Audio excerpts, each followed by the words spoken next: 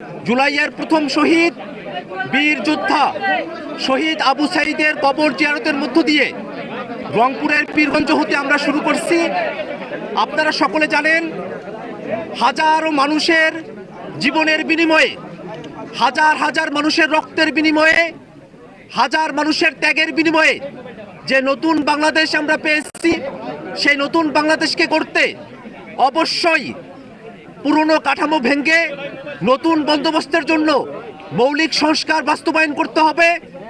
যারা গণহত্যা সংগঠিত করেছে, বাংলাদেশের উপরে মানবতা বিরোধী অপরাধ চাপিয়ে দিয়েছে, তাদেরকে বিচারের আওতায় নিয়ে আসতে হবে।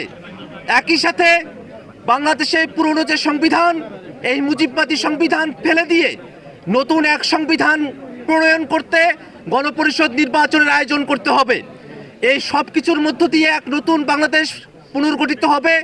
নতুন সেই বাংলাদেশ গড়তে সারা দেশব্যাপী গোটা জুলাই মাস সহ আমরা জাতীয় নাগরিক পার্টি এনসিপির পক্ষ থেকে জুলাই পদযাত্রা শুরু করেছি। আপনারা সকলে জানেন, শহীদ আবু সাঈদ গত বছর 16ই জুলাই রংপুরে বেগম রোকেয়া বিশ্ববিদ্যালয়ের সামনে রাস্তায় নিরস্ত্র একজন ছাত্র যৌক্তিক দাবিতে যখন তার কণ্ঠ উঁচু করেছিল, সেই সময়কার স্বৈরাচারী ফেসিবাদী আওয়ামী পান্ডা পুলিশের নির্দেশে তাদের গুলিতে আবু সাঈদকে শহীদ হতে হয়।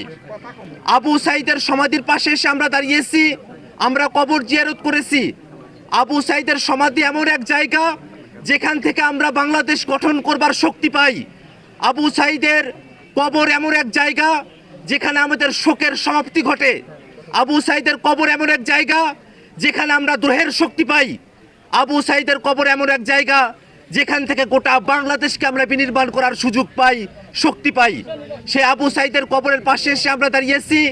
আবু সাঈদের কবরের পাশে থেকে তার কবরের মাটি ছুঁয়ে আমরা আজকে শপথ করছি, যতদিন পর্যন্ত না নতুন বন্দোবস্তের ভিত্তিতে, মৌলিক সংস্কারের ভিত্তিতে নতুন বাংলাদেশ গঠিত হবে, বৈষম্য বিরোধী বাংলাদেশ গঠিত হবে, বাংলাদেশে সামাজিক ন্যায় বিচার, সাম্য এবং মানবিক মর্যাদা পুনঃপ্রতিষ্ঠিত হবে, ততক্ষণ পর্যন্ত ছাত্র জনতার নেতৃত্বে জাতীয় নাগরিক পার্টি এনসিপি সংগ্রাম অব্যাহত থাকবে।